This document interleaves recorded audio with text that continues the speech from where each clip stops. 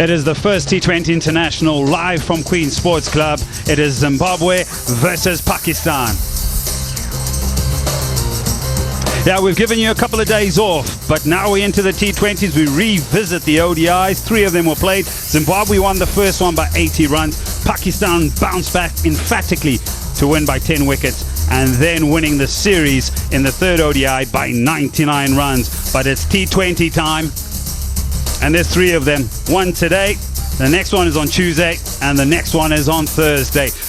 It is a Sunday. The crowd has started to make their way in. There's a long line behind our commentary box to get into the ground.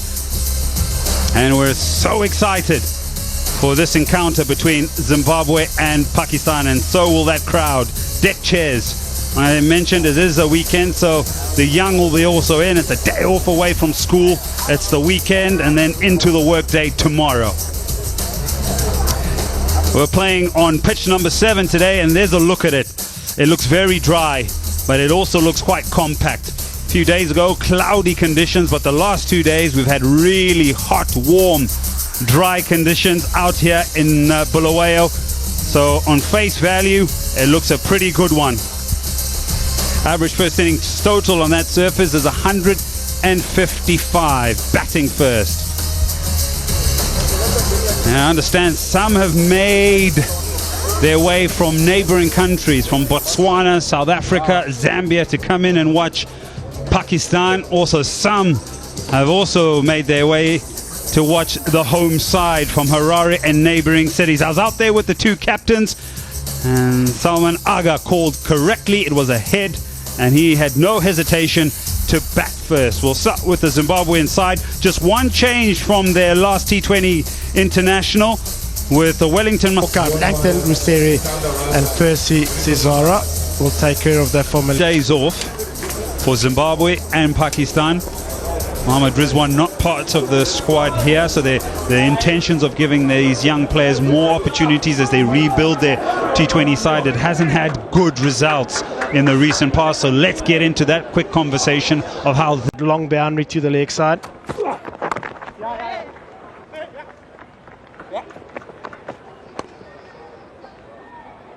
Yeah, good point. As much as you manage that, you've also got to decide where you bowl your spinners and your seamers. Oh, outside edge, and it's been put down. Chance gone a begging to end the over. It's 3 without loss. Just to give him that half a yard to the right, and would have been pretty regulation, and 2 hands would have helped as well. Swing of the bat. Thick outside edge. This one runs away for 4.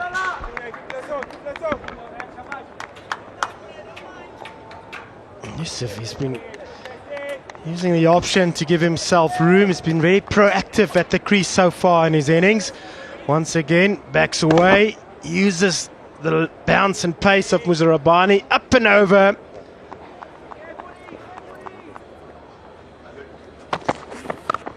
Oh yes, the first half a dozen, and it's some shot over backward point.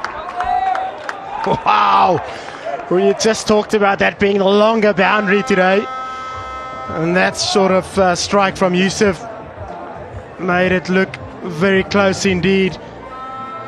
Back of a length, stands up, throws the hands through the line, opens the face, and off the middle of the bat she goes. It's gone some distance. It's something that he's been feeding and wanting to have outside the line of off stump. Muzarabani has gone fuller and fuller. He's missed a couple, but the length there is so important to get underneath it.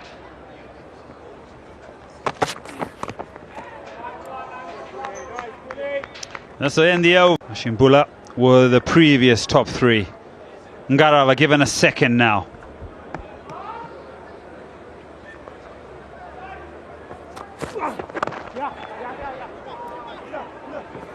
Yeah, we talk about the chances that go down, but I'm an advocate that the T20 game, because the intensity of bat and ball, because of how intense it is, a third dimension of fielding is so key.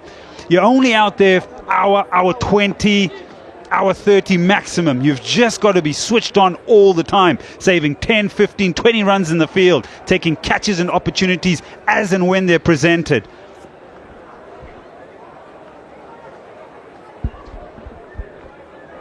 That's a real feature that most sides would really want to capitalize on. Slight change in the field here. Raza coming into a very short cover to Ayub. Two fielders on the 30-yard circle. Through the offside, lifted over. Doesn't get quite the timing he wants. Think of two. Ooh, confusion for a moment. Stays down to one. It's been good from Ngarava. I wonder if we should see a couple more slow balls from him. Interesting fielder to the left-hander. Square goes up in the ring, so he's asking the left-hander to go to that leg side. Now it's back to the right-hander. Could be a change in field. Yes, Raza's calling up third man into the ring, and he's moving point to the boundary. Those two switching around. So they've recognized that Yusuf likes scoring square of the wicket, giving himself room, trying to access the offside. Tries, Wellington Masakadza. Richard and Ngarava, the pair comes together, and Yusuf has to go. Ngarava got his man. Almost had him the previous over. This time it's the fielder that snaffles the catch. Hard length. Nothing wrong with that. Eagle delivery. And hard length, that in-between length forces Yusuf to lose his shape. Contact's not desired, and he needs to walk back. It's Pakistan 18 for 1. Over Usman Khan was a bright shining light, one of the main performers in Australia. Different series for him, new series for him. We're relishing another opportunity here for Pakistan, for Zimbabwe. Happy to strike. Chance put down, but in Ngarava's next over, he's able to pick up the much important breakthrough inside the power play. Slip and play. Outside edge has been put down. I just mentioned a change in the field by the captain. It goes straight to the captain, and it's grasped.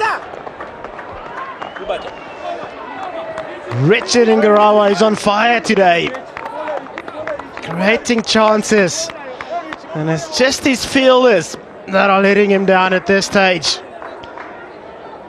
Hard length, nipping away to the new batter and to Raza's left-hand side. That flew, it was quick, and Raza looks a little bit late to react there. Class from the tall left arm fast bowler from Zimbabwe. Fielding, vital in T20 cricket. So key. When you go back and you want to checklist the box. Don't bowl there. This could be another six. Square of the wicket. Some shots again. Snaffled in front of the crowd. What a catch there by the spectator. You can't give any Pakistan player room outside the off stump, especially the man in form. You bowl there, you will collect, you will fetch.